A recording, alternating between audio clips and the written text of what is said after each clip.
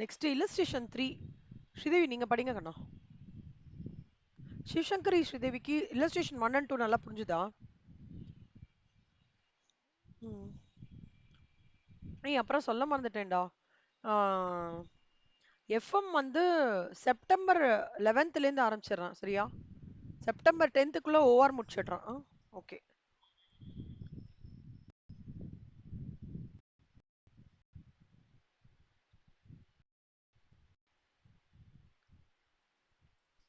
அப்புறம் நெக்ஸ்ட் சாட்டர்டேவோ சண்டேவோ காஸ்டிங்கும் காஸ்டிங்க்கும் ஃபினான்ஷியல் அக்கௌண்ட்ஸும் ஒரு ரிவிஷன் கொடுக்குறேன் உங்களுக்கு. ஃபுல் புக்கு ஏதாவது ஒரு டைமிங் நான் சொல்றேன். ஓகேவா இருக்குமா? நெக்ஸ்ட் சாட்டர்டே சண்டே ஒரு 3 ஹவர்ஸ் ஃபுல் புக்கு ஒரு 2 ஹவர்ஸ் எஃப்ஏ அப்புறம் ஒரு 2 ஹவர்ஸ் காஸ்ட் அக்கவுண்டிங் கொடுக்குறேன். அதே மாதிரி இந்த சண்டே இல்லாம அடுத்த சண்டே திருப்பியும் அந்த மாதிரி ஒரு ஒரு மொத்தமா 6 மணி நேரம் உட்காந்து காஸ்ட் அக்கவுண்டிங் ஃபினான்ஷியல் அக்கவுண்ட்ஸ்க்கும் சும்மா உங்களுக்கு அப்படியே ஒரு கோத்ரூ பண்றேன். நான் ஒரு 2 ஸ்லாட் போடுறேன்டா. அந்த 2 ஸ்லாட்ல உங்களுக்கு எது ஈஸின்னு பாருங்க. பார்த்துட்டு எனக்கு சொல்லுங்க. அப்புறம் நான் வந்து மண்டேவும் டியூஸ்டேவும் லீவு சரியா? ஆம், இந்த coming Monday and Tuesday leave மட்டும்னா நான் வந்து அதுக்கூட ரெக்கார்டிங் உங்களுக்கு அனுப்பிச்சிட்டு போயிடுறேன். நீங்க கோத்ரூ பண்ணிக்கோங்க. ஓஆரோடது தான். ரெக்கார்டிங் போட்டு நான் அனுப்பிச்சிடுறேன். வெனஸ்டே அன்னைக்கு வந்துருவேன். மார்னிங்லாம் 5 o'clock 6 o'clockலாம் வந்துருவேன். ஆஸ் யூஷுவல் நம்ம கிளாஸ் இதுவாகும். ஸோ என்ன நீங்க மண்டே டியூஸ்டே ரெக்கார்டிங் பார்க்கணும். ஓகேவா? அதோட எக்ஸல் ஃபைல்ஸ் எல்லாமே நான் அனுப்பிச்சிட்டு போயிடுறேன் உங்களுக்கு. அப்புறமா இது ஒண்ணு சொல்லணும்னு நினைச்சேன். ஆம், வேற ஏதோ மறந்து போயிட்டேன். சரி ஓகே பார்க்கலாம். அதுக்குள்ள நீங்களும் ஓரளவுக்கு ரிவிஷன் முடிச்சிட்டீங்கன்னு வச்சுக்கோங்களேன். நீங்க ஏதாவது டவுட்ஸ்னா கூட நான் அந்த செஷன்ஸ்ல கிளாரிஃபை பண்ணுவேன். அந்த செஷன்ஸ் இல்லாம தனியா கூட இப்போ ஸ்ரீதேவிக்கு ஏதாவது டவுட்ஸ் இருக்கு, சிவசங்கரிக்கு ஏதாவது டவுட்ஸ்னா கூட ஃபுல்லா ரிவிஷன் ஃபுல்லா கொடுத்துடுறேன்டா. ஃபார்முலே ஒரு ரீகேப்பு எல்லாமே பண்றேன். ஓகேவா? நான் எல்லாமே முடிஞ்ச வரைக்கும் இந்த காஸ்டிங் ஃபினான்ஷியல் அக்கௌண்ட்ஸ் முடிஞ்ச வரைக்கும் இந்த சண்டே எடுத்து உங்களுக்கு ரிவிஷன் மாதிரி கொடுக்குறேன். நம்மளோட ஸ்டேஜ் 2 பொறுத்த வரைக்கும் மற்ற நாள்ல உட்காந்துக்கிறேன். ஓகேவா? எனக்கு என்னமோ அது ரொம்ப ஹெல்ப்ஃபுல்லா இருக்கும்னு தோணித்து அதனால.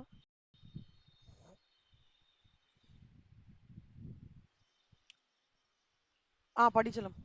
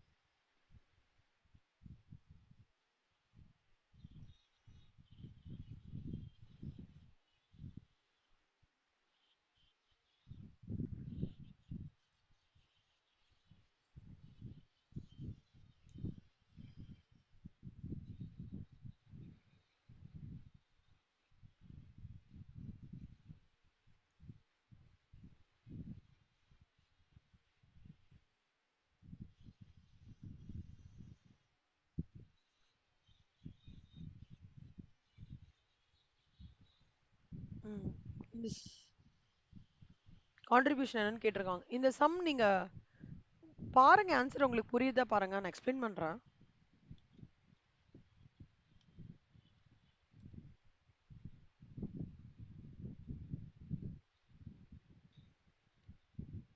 மார்ஜினல் காஸ்டிங்டா இது கம்ப்ளீட்டா செல்லம்? அதேதான். ஸோ சேல்ஸ் வந்து 100 ரூபாடா. வேரியபிள் காஸ்ட் எல்லாம் பாத்தீங்கன்னா டி டைரக்ட் மெட்டீரியல் ஒரு 30 ரூபா, 30. டைரக்ட் லேபர் வந்து ஒரு 20 ரூபா, அதர் வேரியபிள் வந்து ஒரு 10 ரூபா. ஃபிக்ஸ்டு எடுத்துக்க மாட்டோம். வேரியபிள் செல்லிங் வந்து ஒரு 12 ரூபா. எல்லாம் சேர்த்து 72 ரூபா. இப்போ கான்ட்ரிபியூஷன் என்ன பண்ணுவோம்? Sales minus variable cost. So 28 ரூபா வந்து என்னோட கான்ட்ரிபியூஷன் மார்ஜின். அதுல எவ்வளோ அவங்க so செல் பண்றாங்க? 900 units. கரெக்டா? So this into this will give you 25,200. ஈஸியா இருக்காடா? ம்.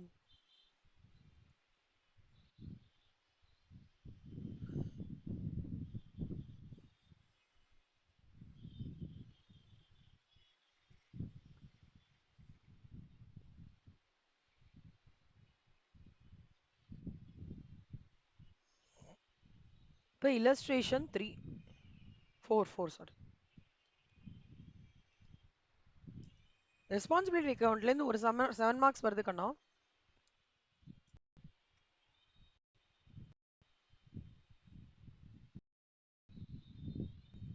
சிவசங்கரி, நடுவுல ஏதாவது ஆபீஸ்ல லீவ் கிடைக்கனாலும் லீவ் போட்டு கூட படிங்க கண்ணா. சரியா?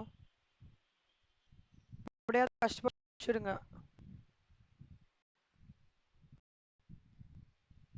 ஏன்டா செல்லம் முடியலையா?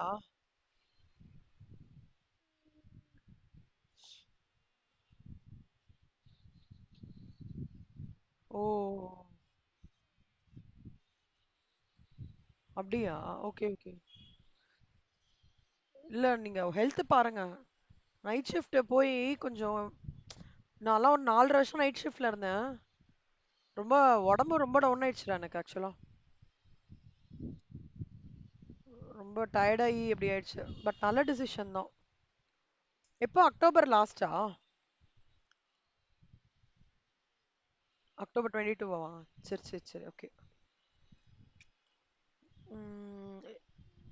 ஆல் தி பெஸ்ட், ஓகேவா?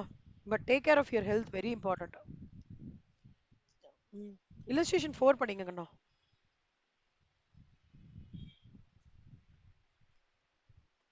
சிவசங்கரி. ம்.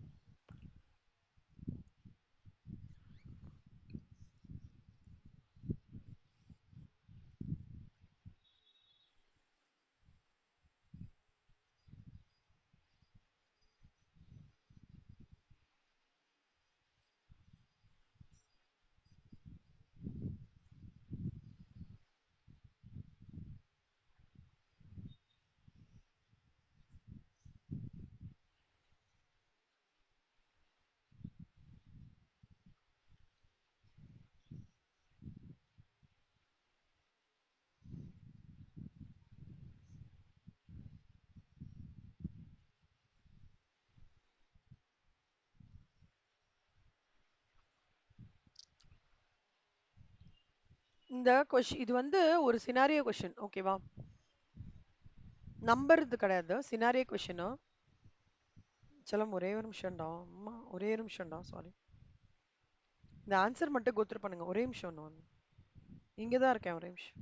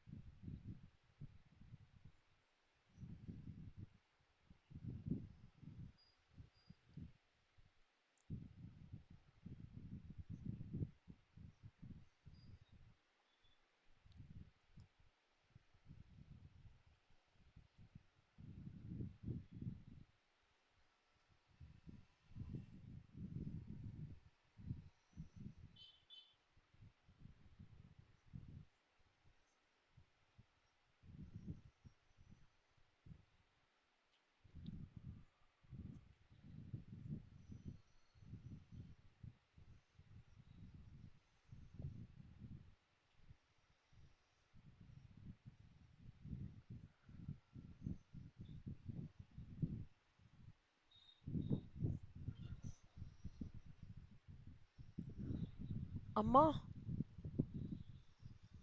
அம்மா, அம்மா, அம்மா.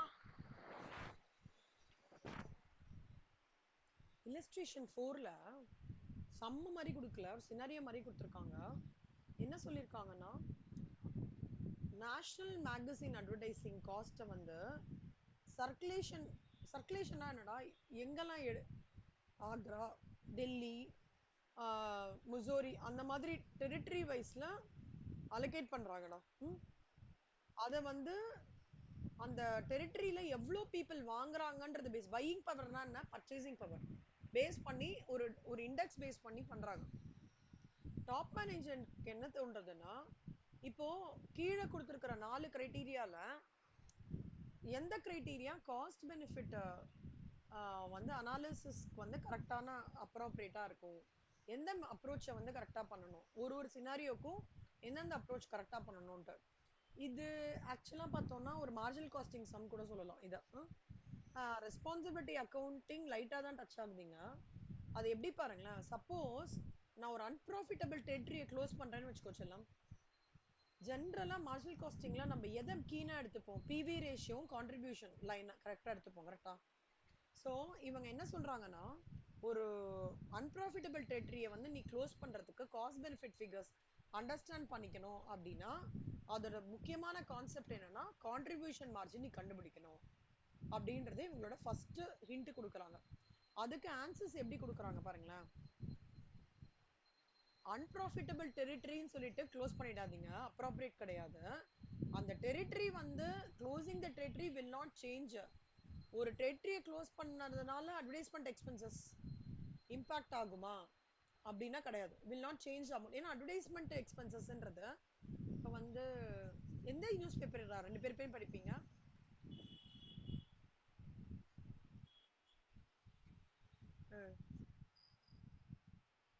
தினத்தந்தி. ஓகே. இப்போ say for example Times of இந்தியாவும் ஹிந்து ரெண்டுமே வந்து யூபியில் இருக்குன்னு வச்சுக்கோங்க. நம்ம சும்மா ஒரு எக்ஸாம்பிள் சொல்கிறேன். அவங்க வந்து யூபிலேயே இன்சைட் யூபி வாரணாசி, அப்புறம் வந்து அயோத்தியா, ஓகேவா, நிறைய இடத்துல கொடுக்குறாங்க. ஆனால் டைம்ஸ் ஆஃப் இந்தியான்ற ஒரு அட்வர்டைஸ்மெண்ட்ன்ற வந்து டெரிட்டரி ஸ்பெசிஃபிக் கிடையாது, கரெக்டா. ஹோல் இந்தியாக்கே டைம்ஸ் ஆஃப் இந்தியா அந்த மாதிரி இருக்கும். அப்போ ஜஸ்ட் நான் ஒரு சின்ன டெரிட்டரி க்ளோஸ் பண்ணேன்னா அந்த அட்வர்டைஸ்மெண்ட் எக்ஸ்பென்சஸ் இம்பாக்ட் ஆகுமா? இம்பாக்ட் ஆகாது. அதை தான் சொல்றாங்க. Closing the territory will not change the amount of national advertising expenses. For deciding what action to take with respect to the territory, the segment margin should be compared with the amount of cost that can be saved by closing the territory. அப்படின்னா என்ன, அந்த margin இருக்குல்ல, ஒரு ஒரு டெரிட்டரிக்கு ஒரு margin இருக்கும்ல, margin எப்படி கண்டுபிடிப்போம்? Sales less variable expenses less அதோட டெரிட்டரியோட ஃபிக்ஸ்ட் எக்ஸ்பென்சஸ், கரெக்டா. அதை வந்து எவ்வளோ that should be compared with amount of cost that should be saved. அந்த டெரிட்டரியை நான் க்ளோஸ் பண்றதுனால என்னோட காஸ்ட் எவ்வளவு சேவ் ஆகுமோ அதையும் இந்த பர்டிகுலர் கான்ட்ரிபியூஷன் அந்த இந்த செக்மெண்ட் மார்ஜினையும் நான் கம்பேர் பண்ணும்போது தான் அந்த ஆக்ஷன் அப்ரோப்ரியேட்டா இருக்குன்னு சொல்றாங்க.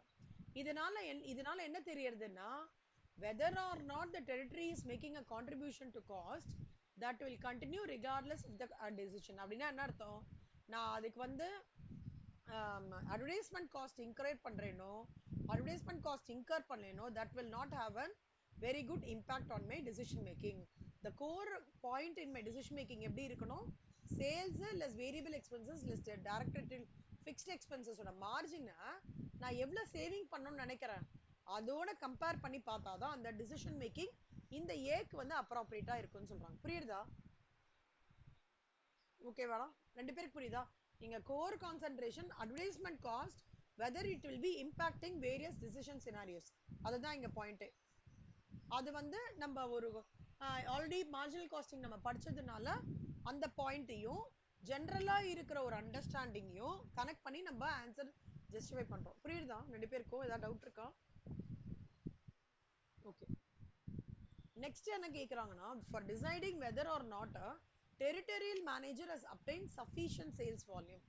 sufficient sales volume வந்து டெரிட்டரியல் மேனேஜருக்கு அப்டைன் ஆயிருக்கா, அப்படி இருக்கும்போது நான் காஸ்ட் பெனிஃபிட் ஃபிகர்ஸ் எப்படி டிசிஷன் மேக்கிங் எடுத்துட்டு வரணும் அப்படின்னா, it may be appropriate for concluding that ஒரு டெரிட்டரியல் மேனேஜர் வந்து ஒரு சஃபிஷியன்ட் சேல்ஸ் வால்யூம் எடுத்துட்டு வராங்கன்னா, அப்போ national advertising is one of the general distribution costs to be allocated to the territories if there is evidence of cause and effect relationships.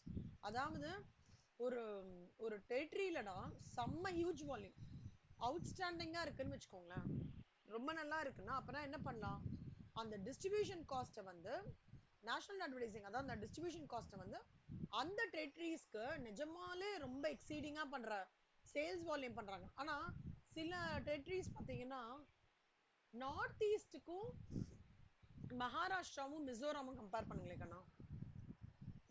Maharashtra is a business area கரெக்டா. மிசோராம்ன்றது வந்து இப்பதான் ஸ்லோவா improve ஆயிட்டு இருக்காங்க கரெக்டா. இப்போ நான் வந்து என்னோட அட்வர்டைஸ்மெண்ட் காஸ்ட் எல்லாத்தையும் நான் மிசோராம்ல பண்றேன், ஈக்குவலா பண்றேன்னு பண்ண முடியாது கரெக்டா.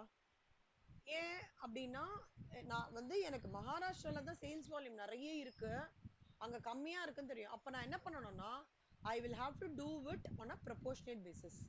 அதுக்கு தான் அவங்க சொல்றாங்க the general distribution cost of national advertising டெரிட்டரிஸ்க்கு நீ அலோகேட் பண்ண, ஆனா அதோட காஸ் அண்ட் எஃபெக்ட் ரிலேஷன்ஷிப்னா என்ன அர்த்தம், அதன் மூலமாக அந்த அட்வர்டைஸ்மெண்ட் காஸ்ட் நான் ஜாஸ்தி பண்றதுனால எனக்கு சேல்ஸும் ஜாஸ்தி ஆகிறதுன்ற பட்சத்துல ப்ரூவ் ஆச்சு மட்டும்தான் நீங்க அலோகேட் பண்ணுங்க அப்படின்ற மாதிரி சொல்றாங்க.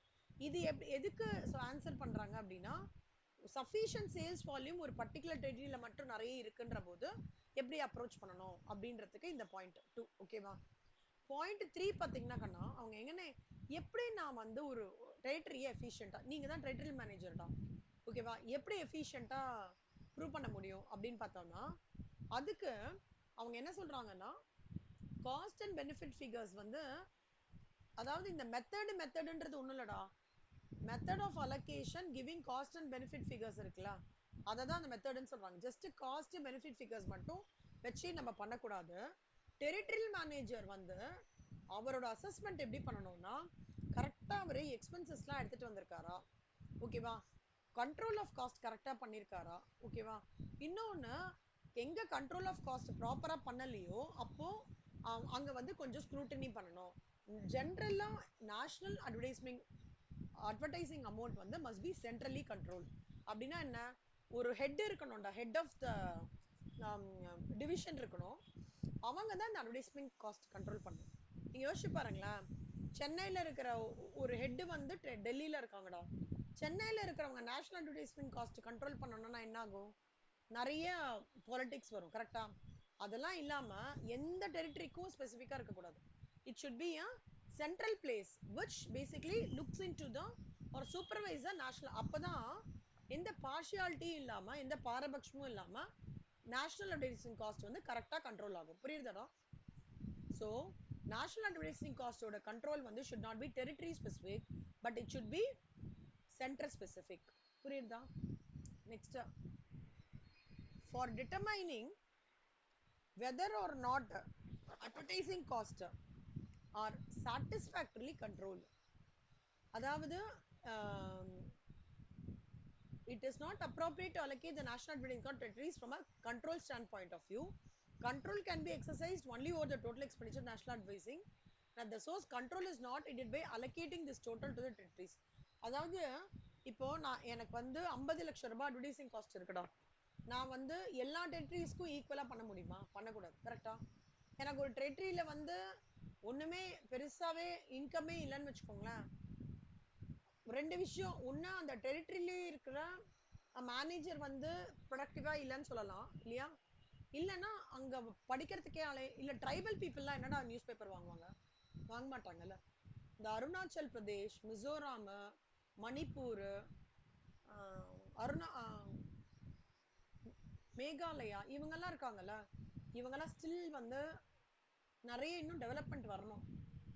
எல்லார் வீட்லயும் இப்ப நம்ம சென்னை எடுத்துக்கோங்களேன், எல்லார் வீட்லயும் நியூஸ் பேப்பர் வாங்குவாங்க, ஒண்ணு தமிழ் வாங்குவாங்க இல்ல இங்கிலீஷ் கரெக்டா. அப்போ இந்த கண்ட்ரோல்ன்றது வந்து it's not aided by allocating this total to the territories but it is basically exercised only over the total expenditure for the national advertising. அதாவது அந்த காஸ்ட்டை வந்து கண்ட்ரோல் பண்றதுன்றது வந்து கேன் பி, எனக்கு எவ்வளவு செலவாகிறதுன்னு பார்த்துட்டு தான் நான் கண்ட்ரோல் பண்ணணும், அண்ட் அது எல்லாத்தையும் சேர்த்து நான் டெரிட்டரிக்கு அலோகேட் பண்ணக்கூடாது அப்படின்றது தான் ஃபோர்த் பாயிண்ட்.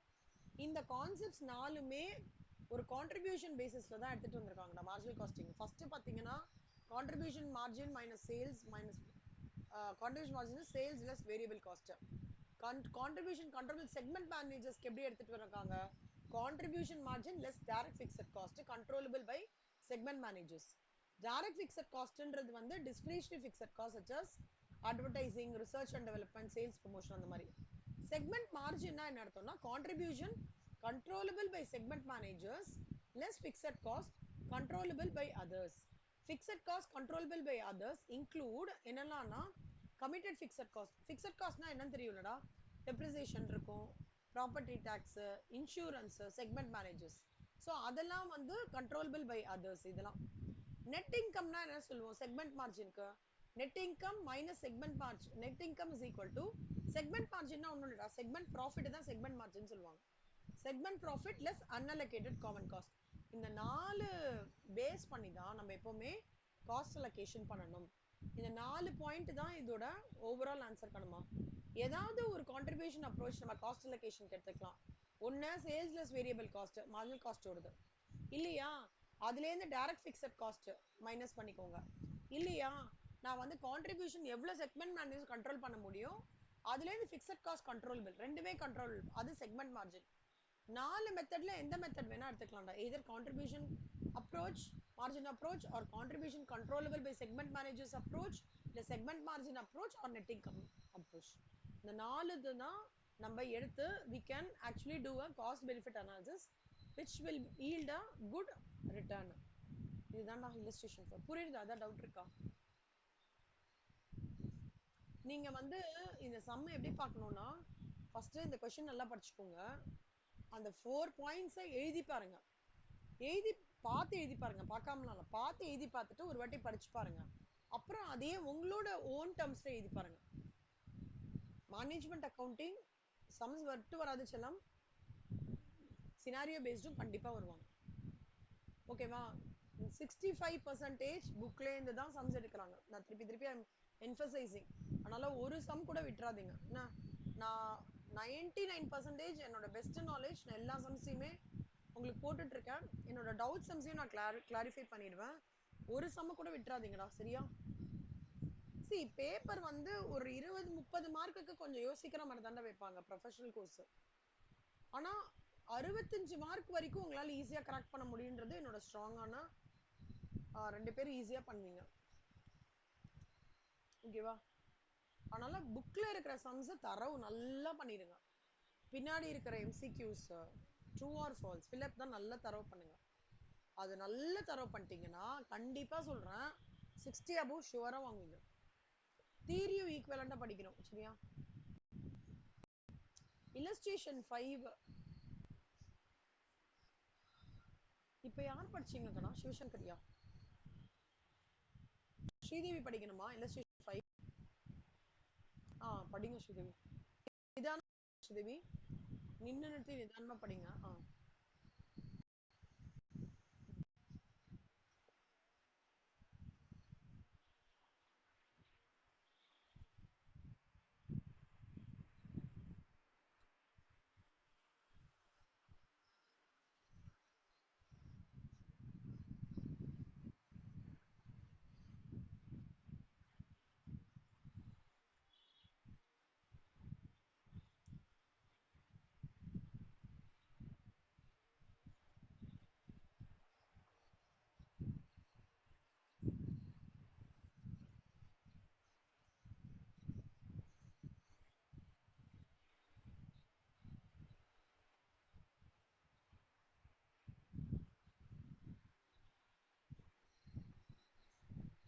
அதாவது ஒரு கிளைண்ட் இருக்காங்கடா, large retail self service grocery store நடந்துட்டு இருக்கு. நிறைய டிபார்ட்மெண்ட்ஸ் இருக்கு. மேனேஜருக்கு ஒரு பிரச்சனை, அக்கௌண்டிங் டேட்டா வந்து யூஸ் பண்றதுல பிரச்சனை. ஏன்னா அதுதானே டிசிஷன் மேக்கிங் இது பண்ண போகுது. Concerning possible changes in departments, products, marketing methods எல்லாமே. அவங்க என்ன சொல்றாங்க, ஓவர் ஹெட் காஸ்ட்டை வந்து லிஸ்ட் பண்ணி அந்த காஸ்ட் எதெல்லாம் பர்டிகுலர் டிபார்ட்மெண்ட்டுக்கு அப்ளிகபிள் ஆகல, அந்த காஸ்ட்டை வந்து எப்படி நான் அசஸ் பண்ணணும், அது காமன் காஸ்டா ஜாயிண்ட் காஸ்டா எப்படி பண்ணணும், அண்ட் இந்த டிசிஷன் மேக்கிங்க்கு எப்படி அதோட டிசிஷன் அந்த டேட்டா வச்சு நான் எப்படி டிசிஷன் மேக்கிங் எடுத்துட்டு வரணும் அப்படின்னு சொல்லிட்டு ஒரு சினாரியோ. கொஸ்டின் புரிஞ்சுதா? ஆக மொத்தம் அவங்களுக்கு என்னன்னா, காஸ்ட் நிறைய இருக்குல்லடா, அந்த காஸ்ட்டை வந்து ஜாயிண்ட் காஸ்டா காமன் காஸ்டா பண்றதுக்கான ஒரு கிளாரிட்டி கொடுக்கணும். அதுக்கு இப்போ சொல்யூஷன் கேட்டிருக்காங்க. ஸ்ரீதேவி சொல்யூஷன் படிங்கண்ணா.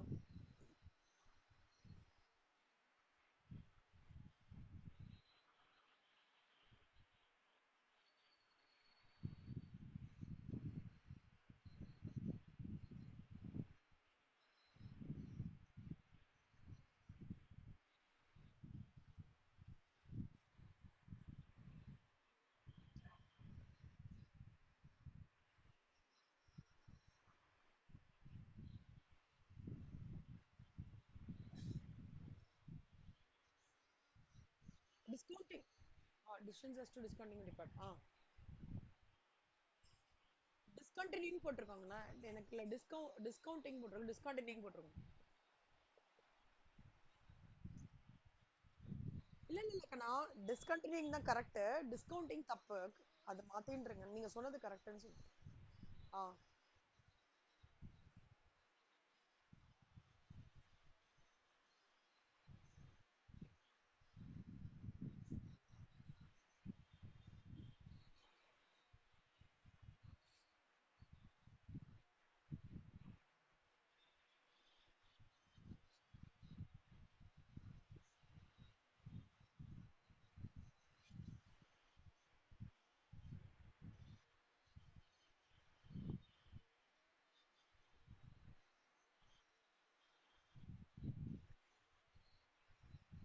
ம்.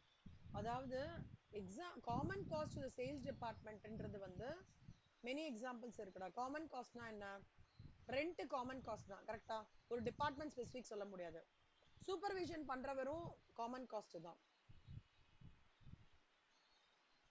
ட்ரக்கிங் ட்ரக்கிங் தெரியல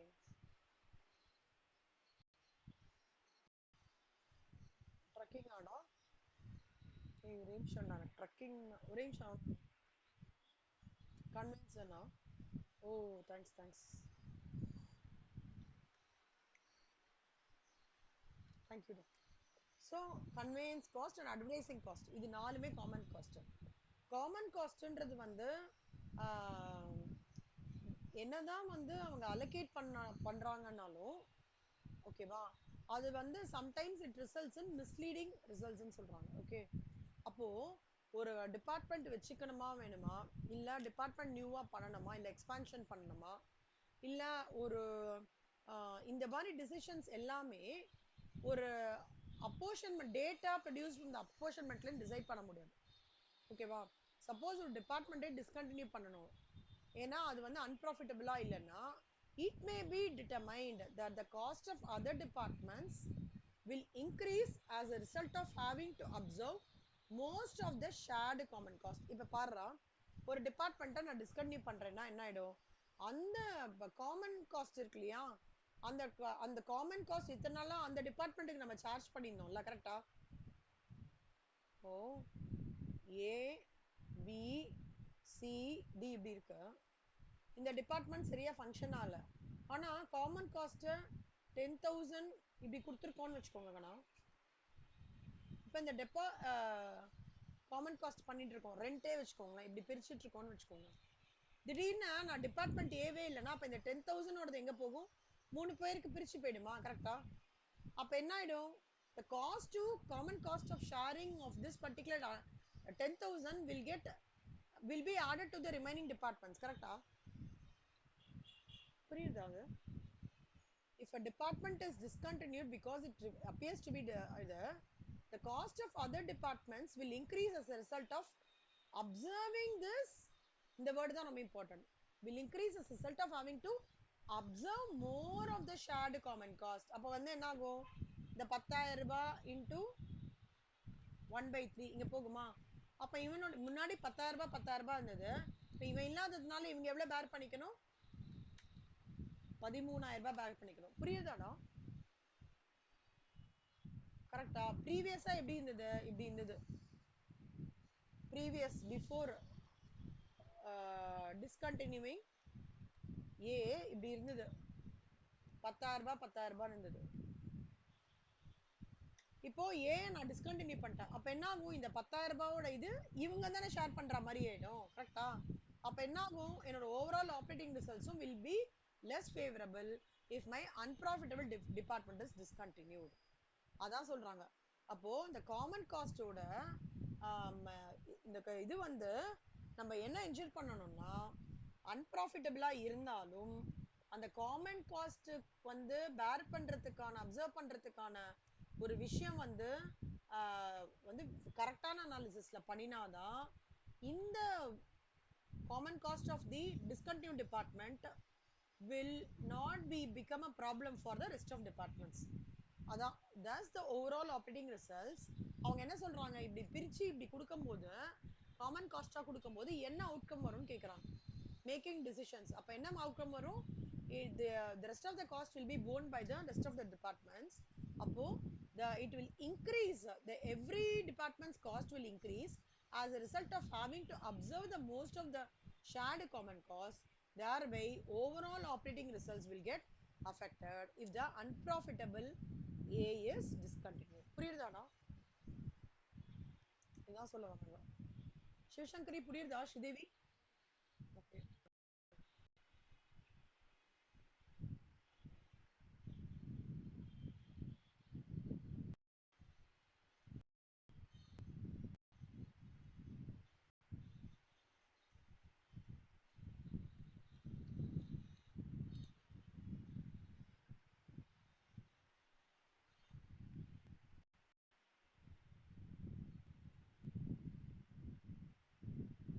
illustration 7 முடிச்சுட்டு 6 வரலாம்.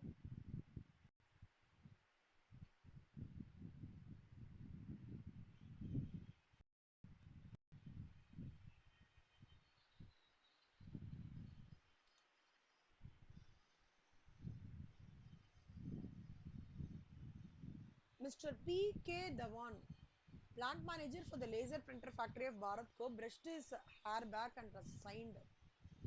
December had been a bad month. 2 machines broken down and some direct labors were idle for part of the month. Material price increased, insurance premium on the factory increased. No way out of it. Costs were going up. He hoped that marketing VP would be able to push through some price increase. But that really doesn't happen. இன்னொன்னு வந்து சோனம் கபூர் வந்து was very happy to see ROI na return on investment figures has increased for the third straight year. She was sure that her campaign to lower the cost and machinery effectively, enabling the factories to sell older machine was the reason why she planned to take full credit for the improvement at her semi-annual performance review. இந்த ரெண்டு independent சினாரியோல responsibility centre எப்படி indicate ஆகுது அப்படின்னு சொல்றாங்கடா. Solution 1ல cost centre total cost, solution 2ல profit centre operating income. என்னது இது காஸ்ட் சென்டர் டோட்டல் காஸ்ட் என்னவா இருக்கும் கெஸ் பண்ணுங்க.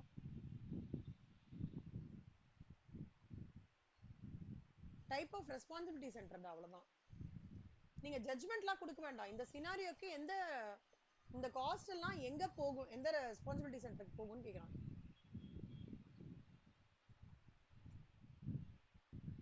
நான் சிம்பிளா ஒரு க்ளூ கொடுக்குறேங்கன்னா, எப்போ உங்களுக்கு ஒரு சினாரியோல காஸ்ட் எல்லாம் இன்க்ரீஸ் ஆகுது, காஸ்ட் எல்லாம் இன்க்ரீஸ் ஆகுறது அப்படின்னு சொல்றாங்களோ அப்போ that will go to cost centers. எப்ப சினாரியோல ROI return on investment figures has increased அப்படின்னு சொல்றாங்களோ அப்பெல்லாம் ப்ராஃபிட் சென்டர்ல இம்பாக்ட் பண்ணும். புரியுதா? அவ்வளவுதான் உங்களோட க்ளூ. சிம்பிளா புரிஞ்சுக்கோங்க. the cost center type of responsibility center involved in scenario 1 is cost center total cost. The type of responsibility center involved in scenario 2 is ROI. ROI is what? Return on investment. What is returns on investment? Returns on investment is nothing but profit on investment. What is profit? Then when it comes to profit, what types of responsibility center it will be aligned? Profit center, which is operating income. புரியுதாடா? Okay, அவ்வளவுதான். இந்த some வந்துச்சா? Illustration 6 ஆக்சுவலா ரொம்ப பெருசு. ஸ்ரீதேவி நீங்க படிங்க கண்ணா, question படிங்க, கொஞ்சம் கொஞ்சமா சொல்யூஷன் சொல்லி தரேன்.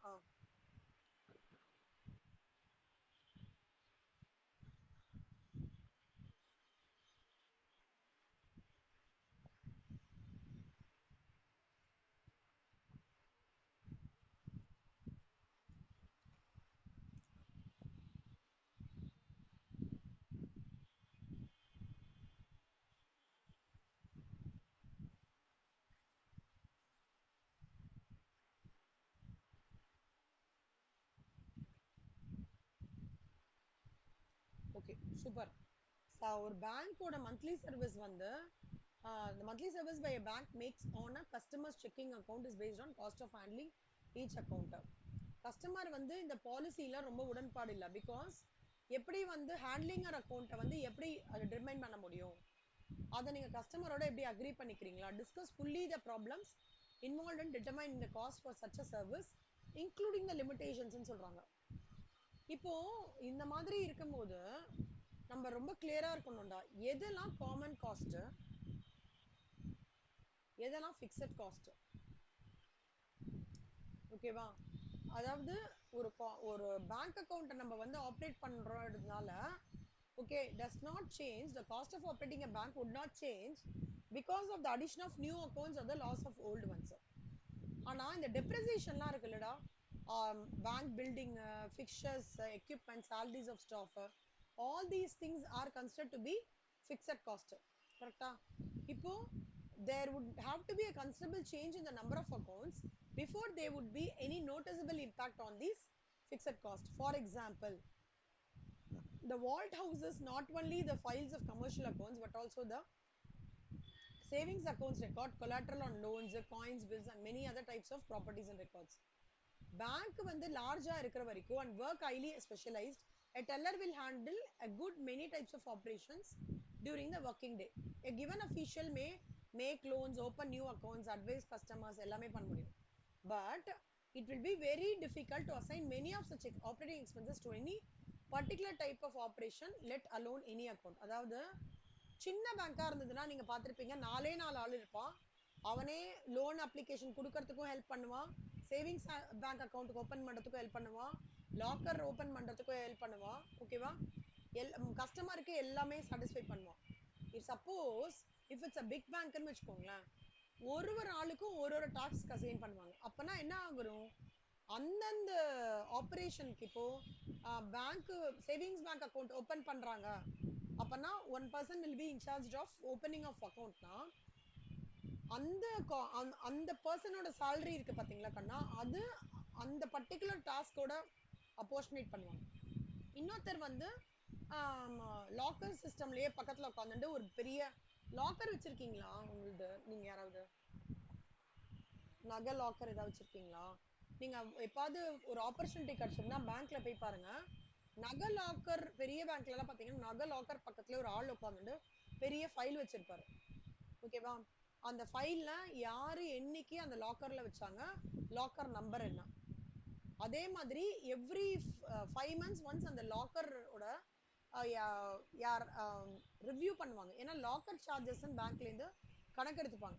இந்த லாக்கர் சார்ஜஸ் இருக்குல்ல சொல்லமா, இந்த லாக்கர் சார்ஜஸ்ன்றது வந்து அந்த லாக்கர் இன்சார்ஜ் இருக்காங்கல்ல அவங்களோட ஹெட் கவுண்ட்டுக்கு தான் காஸ்ட் அலோகேட் ஆகும் பெரிய பேங்க்ஸ்லாம். பட் இந்த குட்டி பேங்க்லாம் இருக்காங்கல்ல, எல்லா வேலையும் பண்றாங்கல்ல, அந்த எல்லா வேலையும் பண்றவங்களுக்கு ஸ்பெசிபிக் பர்சனா பண்ண மாட்டாங்க. ஒரே ஒரு 3 ஆள் இருப்பாங்களா, 3 ஆளுக்கு பிரிச்சு கொடுத்துருவாங்க. பட் இன் கேஸ் ஆஃப் பெரிய, அதான் சொல்றாங்க, unless the bank is large and work highly specialized, a teller will handle many types of operations. A given official may make loans, open new accounts, advise customers. ஏய் ஒரே நிமிஷமா. advise customers advise customers as to investments and so on. It would be extremely difficult to assign many of such operating expenses to any particular type of operation, let alone any account. அப்படின்னா என்ன அர்த்தம்? இந்த மாதிரி operating எக்ஸ்பென்சஸ்ல unless and until ஒரே பெரிய பேங்கா இல்லாத வரைக்கும் இந்த எக்ஸ்பென்சஸ் எல்லாம் அசைன் பண்றது ரொம்ப கஷ்டமான விஷயம். இந்த பேரா புரியுறதாடா? சிவசங்கரி, என்ன இதோட பேரோட கிரக்ஸ்னா, குட்டி பேங்க்ல குட்டி ஆர்கனைசேஷன்ல எல்லா வேலையும் எல்லாரும் பண்ணிடுவாங்க. அந்த டைம்ல அலோகேஷன் ஆஃப் காஸ்ட் ரொம்ப கஷ்டம். பெரிய பேங்க்ல ஸ்பெஷலைஸ்டா ஆர்கனைஸ்டா இருக்கிற என்விரான்மெண்ட்ல அலோகேஷன் ஆஃப் காஸ்ட் பண்றது ரொம்ப ஈஸி. ஓகேவா? இந்த பேரா இவ்வளவுதான். அடுத்தது சிவசங்கரி நீங்க படிங்க கண்ணா, second paragraph, the problem of determining.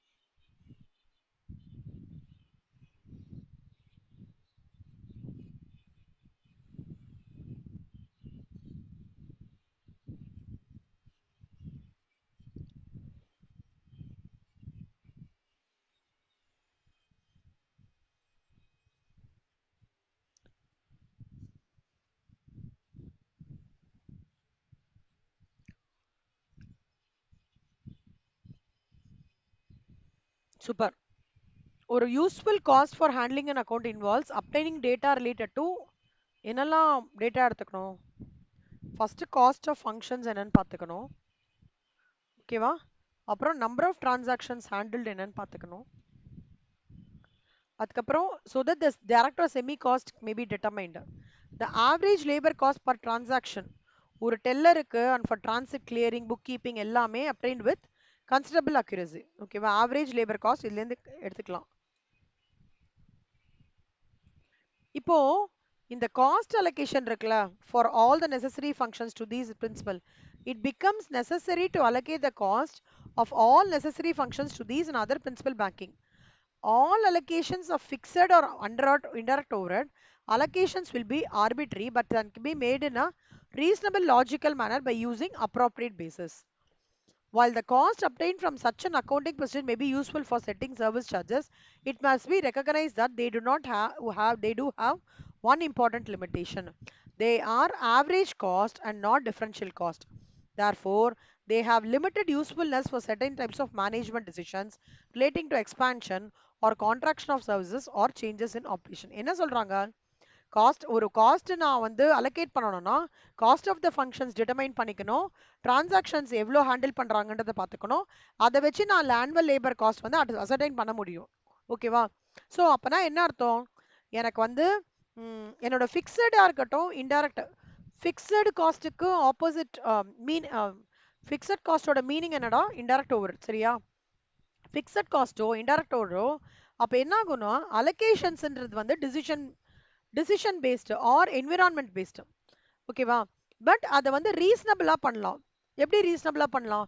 ஓவரேஜ்ல பண்ணுவோம்லடா. Rent எப்படிடா பண்ணுவோம் ஓவரேஜ்ல?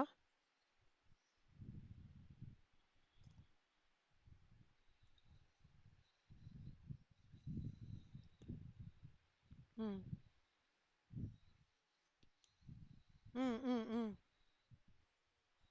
ஃப்ளோர் ஸ்பேஸ் கரெக்டா ஸ்கொயர் ஃபீட்டோ இல்லை ஃப்ளோர் ஸ்பேஸ் பண்ணுவோம். ஆ அதெல்லாம் தான் ரீசனபிள் மேனர்னு அர்த்தம். அப்ராப்ரியேட் பேசிஸ் பண்றது. ஆனா ஒரு விஷயம் இந்த மாதிரி பண்றது எல்லாமே ஆவரேஜ் தான் கொடுக்குமே தவிர it will not be it cannot be an differential cost கிடையாது. அது வந்து ஆவரேஜ் காஸ்ட் தான் சொல்லுவோம்.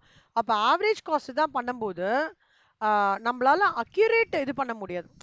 ஆவரேஜ் லேபர் காஸ்ட் தான் பண்ண முடியுமே தவிர accurate labour cost cannot be determined. அப்போ நம்ம அந்த லிமிட்டேஷன் இருக்குல்ல அந்த அது ஒரு லிமிட்டேஷனை நம்ம அக்செப்ட் பண்ணி தான் போய் அதான் சொல்றாங்க.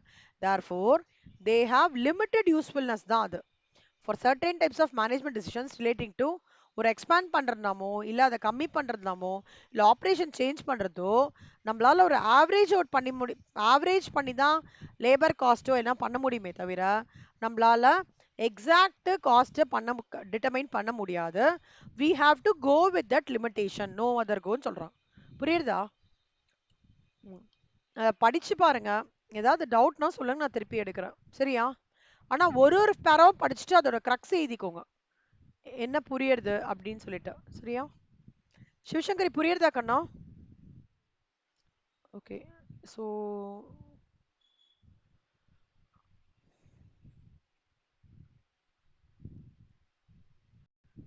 think with this we are completing responsibility accounting. Okay.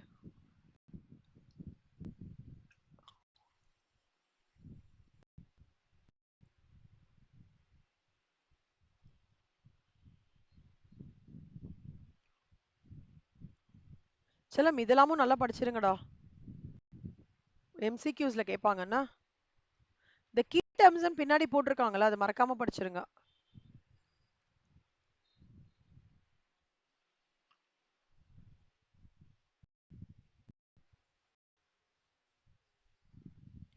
ஆமா கண்டிப்பா வரும்டா.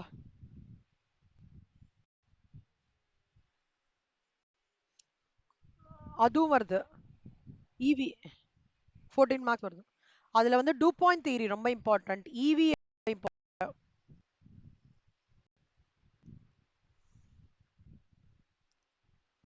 நான் அந்த டிசிஷன் தியரியோட இன்ட்ரடக்ஷன் கொடுக்குறேன். டிசிஷன் மேக்கிங்ன்றது வந்து ரொம்ப important aspect of management process. ஓகேவா? டிசிஷன்னாலே என்னெல்லாம் ஒரு ஒரு விஷயம் ஒரு ஒர்க் ஆரம்பிக்கிறோம்னா ஃபர்ஸ்ட் என்ன பண்ணுவோம்? பிரின்சிபல்ஸ் ஆஃப் மேனேஜ்மெண்ட்ல படிச்சிருப்போம்ல. Planning, staffing, organising, decision making, கரெக்டா? கண்ட்ரோல்ஸ், அந்த மாதிரி நிறைய ஸ்டெப்ஸ்லாம் இருக்கு. அதுல டிசிஷன் மேக்கிங்ன்றது வந்து very very important, which is link to the fulfilment of the objectives of organisations. First வந்து ப்ராசஸோட ஸ்டெப்ஸ் என்னன்னு சொல்றேங்கன்னா, ஃபர்ஸ்ட் டிசிஷன் ஐடென்டிஃபை பண்ணிக்கணும். ஓகேவா? அப்புறம் அந்த decision, nature of decision, identify the nature of decision. அப்புறம் அது வந்து gathers relevant information. Decision making பண்றதுக்கு முன்னாடி நம்ம என்ன பண்ணோம்? இப்போ நீங்க வந்து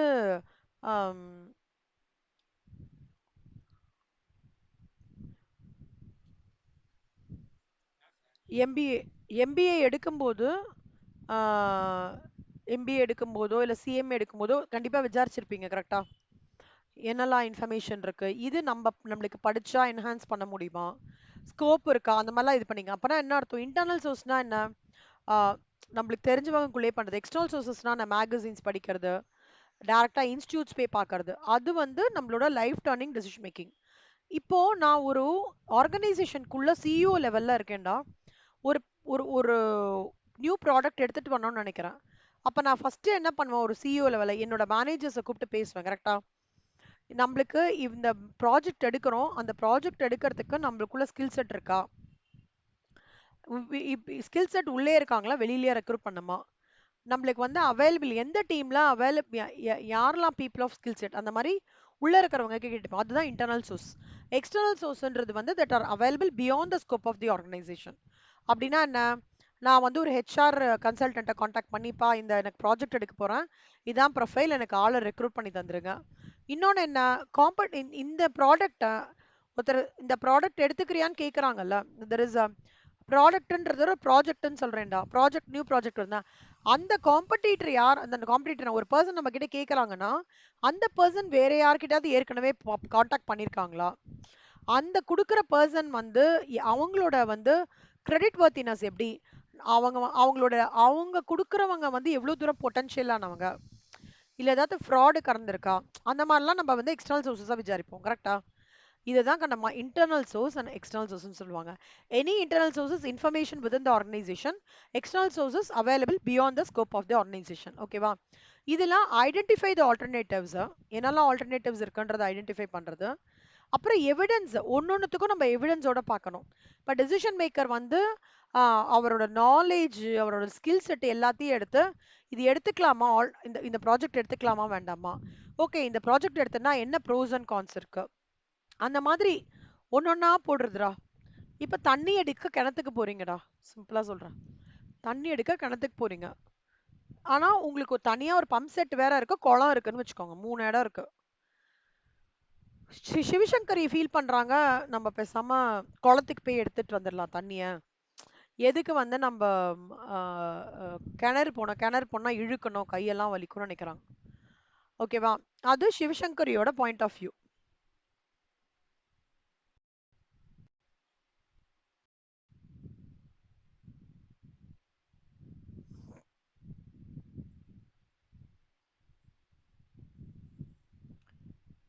வாட்டர்ன்றது ஒரு மெயின் நேம் கண்ணா. அதுல 3 விதமா எடுக்கிறோம். ஒன்னு வெள்ளு, இன்னொன்னு ரிவர், இன்னொன்னு டேப். ஓகேவா? ஒரு குட்டி எக்ஸாம்பிள் வச்சு எக்ஸ்பிளைன் பண்றேன் ஃபர்ஸ்ட். ஓ, இதுக்கு மேல போகாதா?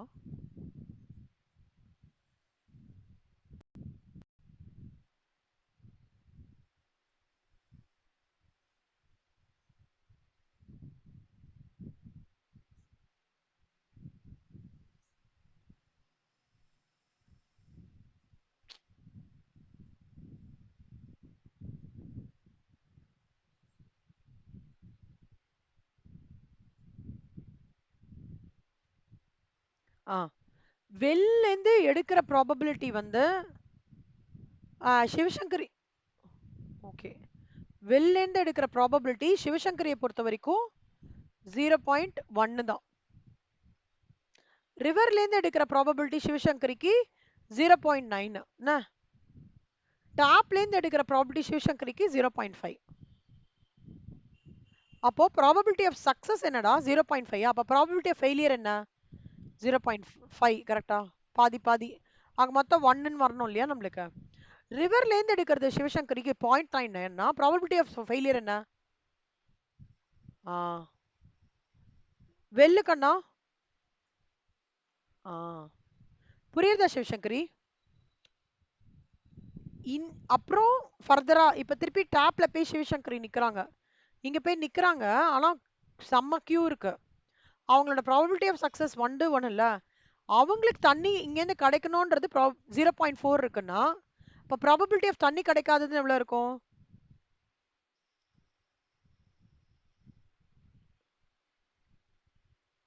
ஓகேவா? அப்புறம் அவங்க கியூல நின்னு தண்ணி கிடைச்சிருத்துறா. ஆனா தண்ணி கிடைச்சிட்டு ரிட்டர்ன் ஆகும்போது விழாம அவங்க வீட்டுக்கு வரணும்ன்றது 0.3. ப்ராப்ளம் ஏதாவது ரிட்டர்ன்ல ஆகுன்ற ப்ராபபிலிட்டி எவ்வளோ? 0.1.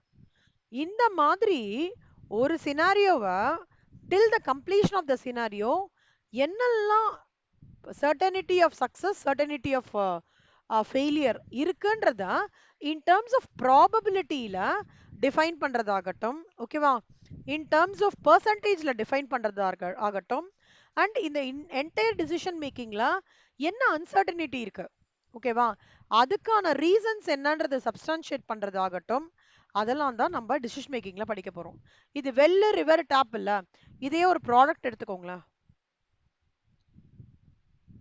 ஸ்ரீதேவி, நீங்க வந்து திருச்சியில வந்து அந்த ப்ராடக்ட்டை நினைக்கிறீங்க மார்க்கெட்டிங் சூப்பர்லாம் பண்ணலான்ட்டு. அப்ப ப்ராபபிலிட்டி ஆஃப் சக்சஸ் என்ன? 0.8ன்னு வச்சுக்கோங்களேன். பண்ண முடியாதுன்ற ப்ராபபிலிட்டி என்ன? 0.2. And you come to Chennai. நீங்க நினைக்கிறீங்க சென்னையில 0.5 தான் பண்ண முடியும்ட்டு. அப்ப பண்ண முடியாத இது என்ன? 0.5. நீங்க நினைக்கிறீங்க இது வந்து ஸ்ரீவில்லிபுத்தூர்ல பண்ணலாம்னு நினைக்கிறீங்க. 0.7 வச்சுக்கோங்க probability of success. Probability of failure என்ன? 0.3. இந்த 0.7லயே நீங்க ஃபர்தரா என்ன நினைக்கிறீங்க? ஸ்ரீவில்லிபுத்தூர்ல டெம்பிள் பக்கத்துல தான் பண்ண முடியும், டெம்பிள் இதுல பண்ண முடியும், இன்னும் ட்ரில் டவுன் பண்றீங்களா? இந்த மாதிரி ஒரு ஒரு ஸ்டேஜா ட்ரில் டவுன் பண்ணி இது இது பண்ண முடியற லெவல், இது பண்ண முடியாத லெவல், அதுல ஃபர்தரா இதுல இது பாசிபிலிட்டி, இது பாசிபிள், இந்த மாதிரி பண்றது தான் டிசிஷன் மேக்கிங்கோட இம்பார்ட்டன்டான நம்ம ப்ராசஸ். அதுதான் ஆல்டர்னேட்டிவ்ஸ் ஐடென்டிஃபை பண்றது. புரிஞ்சுதா சிவசங்கரி? புரிஞ்சுதா கண்ணா?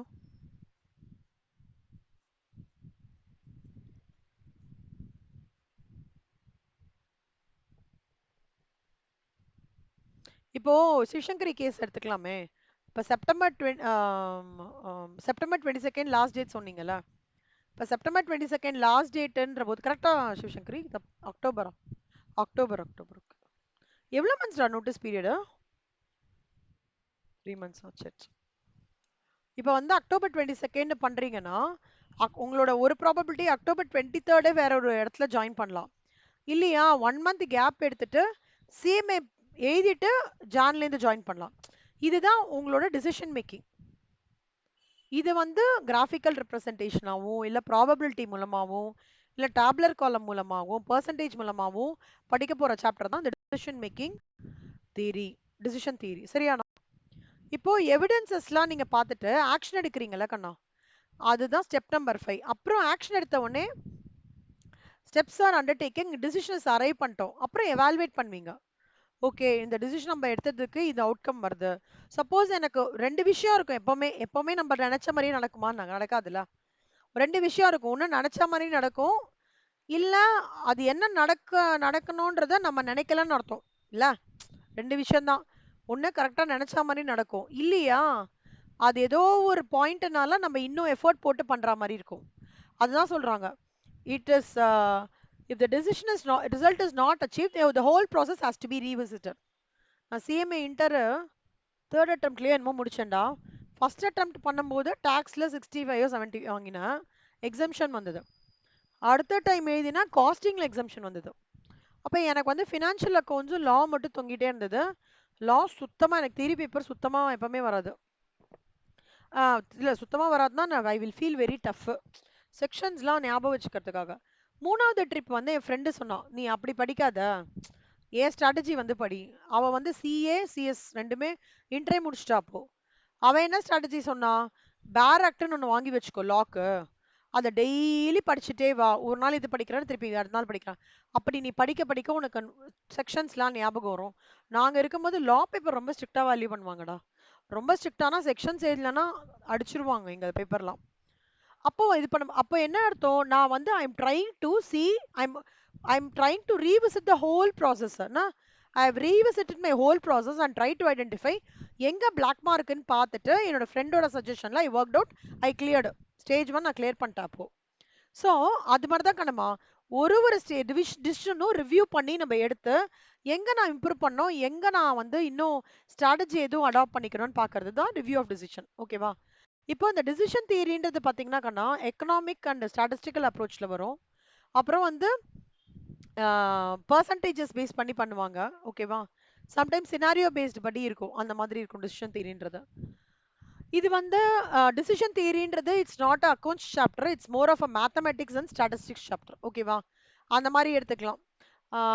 சில பேர்லாம் வந்து மேக்ஸ்லாம் புலியா இருக்கிறவங்கலாம் டிசிஷன் மேக்கிங் டப்பு டப்புன்னு போட்டு போயிடுவாங்க.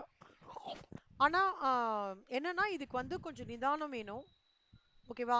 நம்ம ப்ராபபிலிட்டின்னு ஒரு சாப்டர் நீங்க ஸ்டாட்டிஸ்டிக்ஸ்ல படிச்சிருக்கீங்களான்னு தெரியல. அதோட படிச்சிருக்கீங்களா? அதோட லிட்டில் எக்ஸ்டெண்டட் வெர்ஷன் வந்து டிசிஷன் மேக்கிங்ல இருக்கிற கான்செப்ட்ஸ்னு சொல்லலாம். இந்த டிசிஷன் மேக்கிங் வந்து எல்லா ரோல்ஸ் ஆஃப் பீப்புளும் யூஸ் பண்ணுவாங்களா, மேத்தமேட்டிஷியன்ஸ், எக்கானமிஸ்ட், மார்க்கெட்டர்ஸ், இப்போ டேட்டா சயின்டிஸ்ட்னு சொல்றாங்களே அது, பயாலஜிஸ்ட், சைக்காலஜிஸ்ட், philosophers, பொலிட்டீஷியன்ஸ் எல்லாருமே சொல்லுவாங்க. அதுக்கு ரெண்டு ஃபார்ம் இருக்கு கண்ணா, நார்மேட்டிவ் அண்ட் டிஸ்கிரிப்டிவ். ஓகேவா? நார்மேட்டிவ்னா என்னன்னு சொல்றான் இங்க கொடுக்கல. டீல்ஸ் வித் அது. Okay, I will tell you.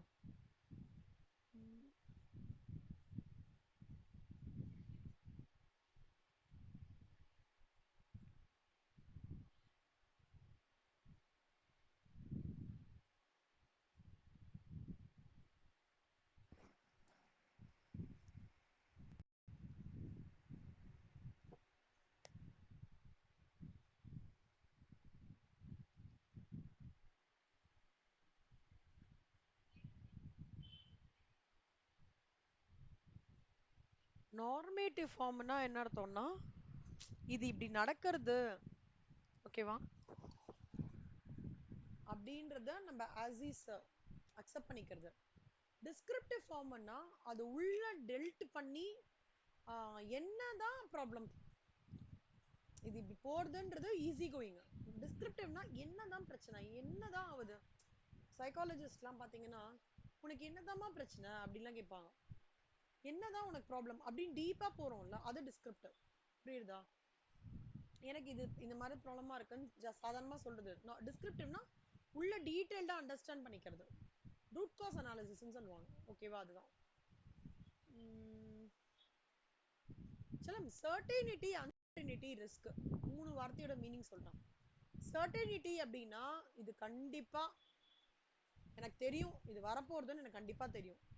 அன்சர்டனிட்டின்றது Wayanad மாதிரி, எனக்கு சத்தியமா எதிரே பார்க்கலப்பா, முந்தின நாள் கூட நல்லா தான்ப்பா என்ன அப்படின்னு சொல்றாங்களா, பாவமா.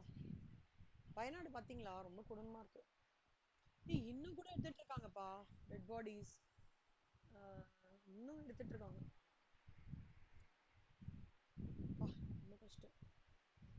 நிறைய பேர் வந்து மரம் இருக்குல்ல, மரத்தோட ரூட்டுக்கு அடியிலலாம் மரம் விழுந்திருக்கான், மரம் ரூட்டுக்கு அடியிலலாம் டெட் பாடி எடுக்கிறாங்களாம்.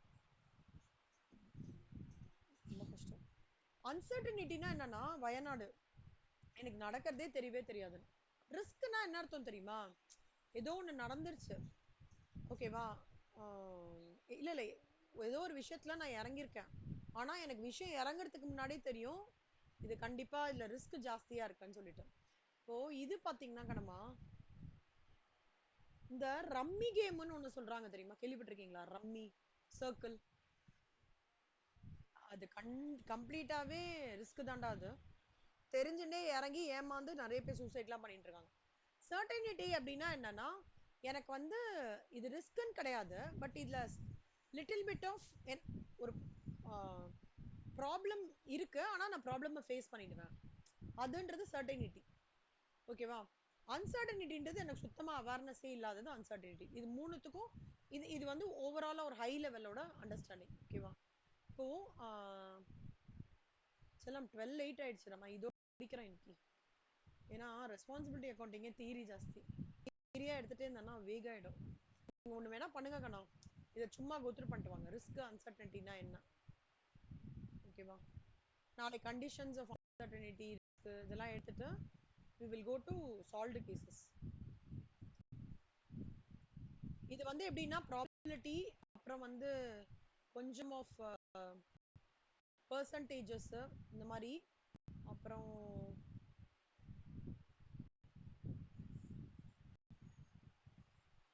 இது டஃப் எல்லாம் கிடையாதுடா, இது ரொம்ப ஈஸி ஆக்சுவலா. இதுல எல்லாம் மார்க்ஸ் நல்லா ஸ்கோர் பண்ண.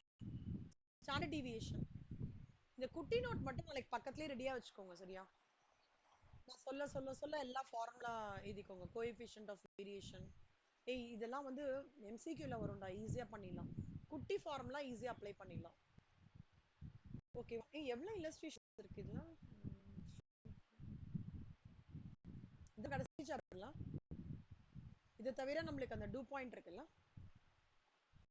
ஏய் நாளைக்கு வந்து இதே டைம்னா ஓகேவாடா? 10:30 to 12:30.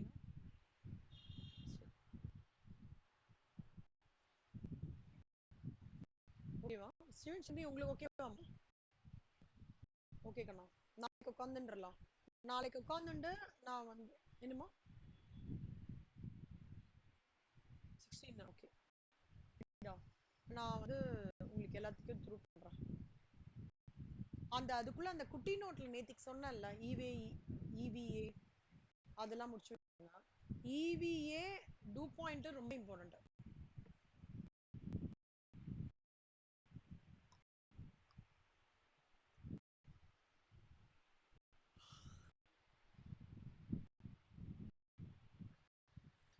அந்த இவி பேஜ் ஸ்ரீதேவி ஐடியா இருக்கா? சாரி, இங்கே இருந்து கேட்கறேன்.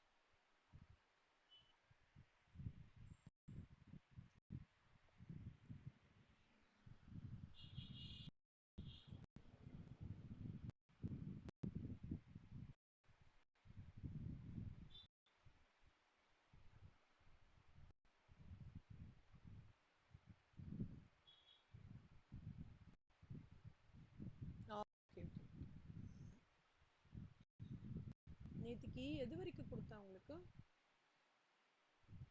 இது கொடுத்தேனாடா, financial leverage is equal to இது எழுதிக்கோங்கன்ட்டு. இருடா நான் இங்க பாக்குறேன்.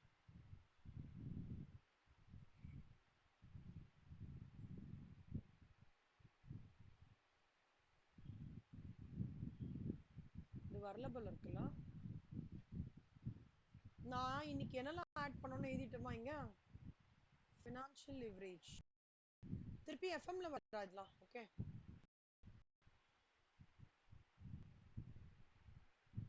ஃபினான்ஷியல் லிவரேஜ் இதெல்லாம் ஆட் பண்ணிடுங்க உங்க குட்டி நோட்ல. ஃபார்முலா தான் ஃபுல்லா ஃபார்முலா அப்ளிகேஷன். இதெல்லாம் நீங்க மனசிலாக்கிட்டீங்கன்னா நான் சொல்லட்டமா? 15 16 25 responsibility accounting EVA 2 point financial leverage இந்த சம்ஸ் எல்லாமே சேர்த்து 25 மார்க் டு 30 மார்க் வருது.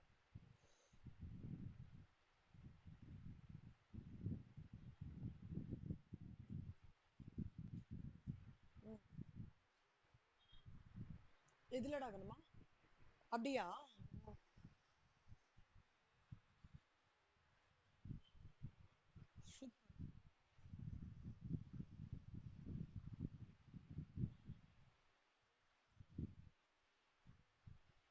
சூப்பர்ரா.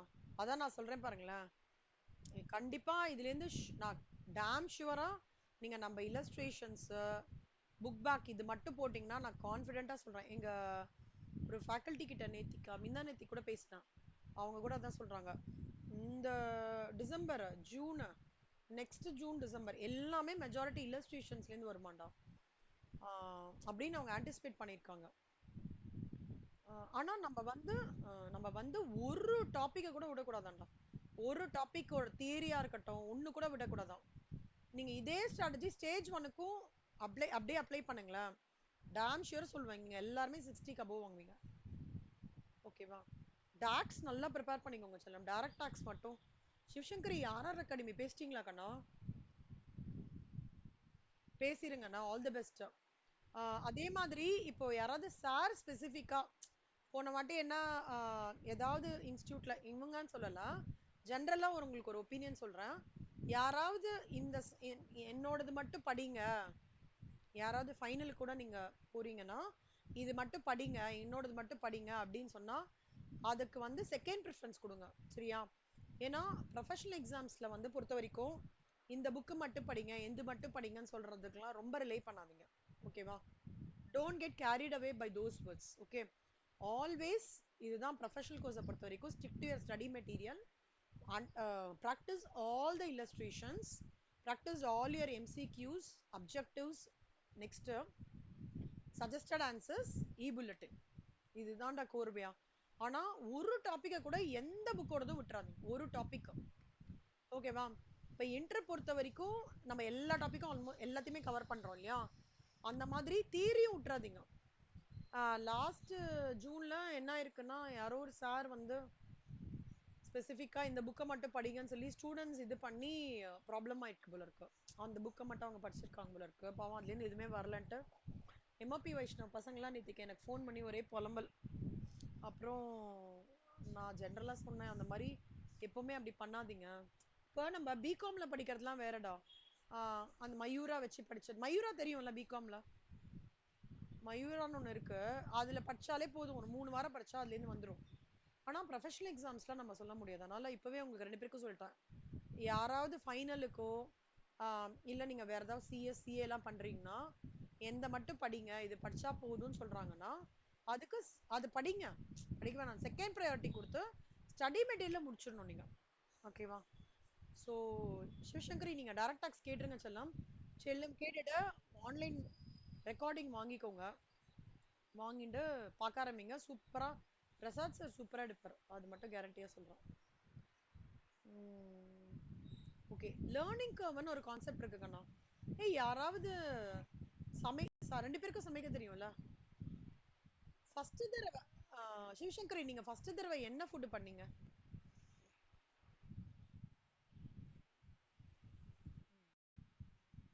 என்ன பொரியல்ரா? ஃபர்ஸ்ட் தடவை ட்ரை பண்ணும்போது எவ்வளவு டைம்ல ஆயிருக்கும் அப்ராக்சிமேட்டா?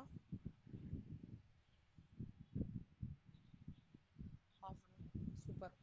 அதே பொரியல் அடுத்த வாட்டி பண்ணும்போது எவ்வளவு டைம் எடுத்துச்சு?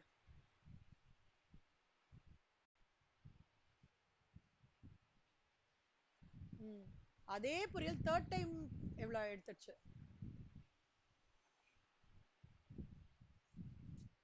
15 minutes. அப்பனா அப்பனா என்ன அர்த்தம்? ஸ்ரீதேவி நீங்க ஃபர்ஸ்ட் டைம் எதுடா ட்ரை பண்ணீங்க? எந்த டிஷ்?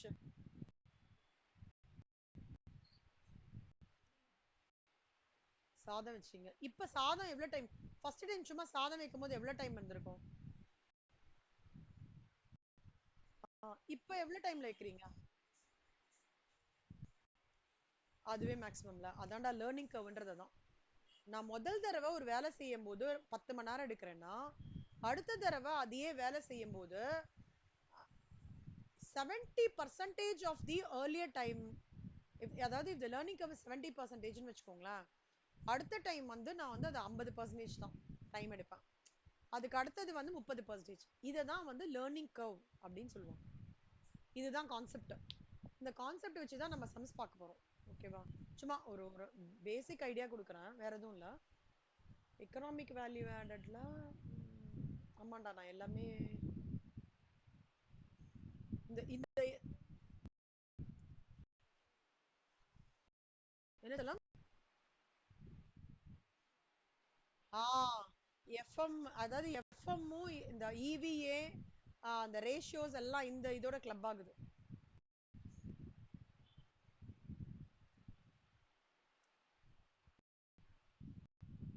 நான் நேத்திக்கு இதை மட்டும் முடிச்சுங்கடா. குட்டி நோட் மட்டும் நாளைக்கு பக்கத்துல வச்சுக்கோங்க. அதாவது நம்ம வந்து ஓஷன்லாம் கடந்துட்டோம். இப்ப நம்ம சின்ன ஒரு பாண்ட் கிட்ட தான் இருக்கும் மேனேஜ்மெண்ட் அக்கௌண்டிங் பொறுத்த வரைக்கும். Okay, so it's almost I would say 90 85% completed. 15% நாளைக்கு நாளைக்கு முடிச்சுடுவேன். கொஞ்சம் வந்து பெண்டிங்கா வந்ததுன்னா வெனஸ்டே வந்து முடிச்சிடும். இல்ல ரெக்கார்டிங்லயே அனுப்பிச்சிடுறேன் உங்களுக்கு. ஓகேவா? அண்ட் வெனஸ்டே வந்து கம்ப்ளீட் பண்ணிடுறேன். ஓகேவா செல்லம்? சரி, இன்னைக்கு நீங்க என்ன பண்ணுங்கன்னா இல்லஸ்ட்ரேஷன் 1ல இருந்து 7 வரைக்கும் எல்லா கொஸ்டின்ஸையும் படிச்சுட்டு பார்த்து எழுதிட்டு அதுக்கப்புறம் அதை எப்படி உங்களோட ஓன் வேர்ட்ஸ்ல எழுதுறதுன்றது உங்களோட ஹோம்ஒர்க். ஓகேவா? நான் எல்லாம் அனுப்பிச்சிடுறேன்டா. டிசிஷன் இது புரிஞ்சுதா? இன்ட்ரடக்ஷன். ரிஸ்க்கும் uncertainty, risk and uncertainty important theory question. அதை நல்லா பார்த்துக்கோங்க. சரியா? இது 10 ஆடா டிசிஷன் மேக்கிங் ரிஸ்க் 10 மாடியூலா? அது மட்டும் பாருங்கடா. ஆக்சுவலா இனிமே ரொம்ப ஈஸியா இருக்கும்டா, டஃப் எல்லாம் இல்ல. ஃபார்முலா இருக்கும் அப்ளை பண்ணுவீங்க, ஃபார்முலா இருக்கும் அப்ளை பண்ணுவீங்க, அவ்வளவுதான் இனிமே. ஸோ அந்த குட்டி நோட்டை பக்கத்துலயே வச்சுக்கோங்க கண்ணா. நான் இப்போ நாளைக்கு என்ன பண்ணுவேன்னா ஃபர்ஸ்ட் 1/2 மணி நேரம் அந்த குட்டி நோட்ல இருக்கிற நீங்க என்னெல்லாம் ஃபார்முலா இருக்கான்றதை செக் பண்ணிக்கோங்க. எக்ஸ்ட்ரா ஃபார்முலாவும் உங்களை கடகடன்னு எழுத சொல்லுவேன். அப்புறம் சம்ஸ் போடும்போது ஈஸியாயிடும் உங்களுக்கு. குட்டி நோட்ல இருக்கிற ஃபார்முலா தான் இனிமே இந்த நெக்ஸ்ட் 2 கிளாஸஸ்க்கு வந்து அதுதான் ஹீரோ அந்த மாதிரி. பக்கத்துலயே வச்சுக்கோங்க, எழுதிருங்க, எழுதி முடிச்சிருங்க. ஸோ இந்த ஃபைல்ஸ்லாம் அனுப்பிச்சு விட்டுறேன். Thank you so much. நாளைக்கு we will meet at 10:45 இல்ல 11. நான் டைம் கன்ஃபார்ம் பண்ணிடுறேன். ஓகே, தேங்க்யூ ஸோ மச் மா. Bye bye. Thank you, by.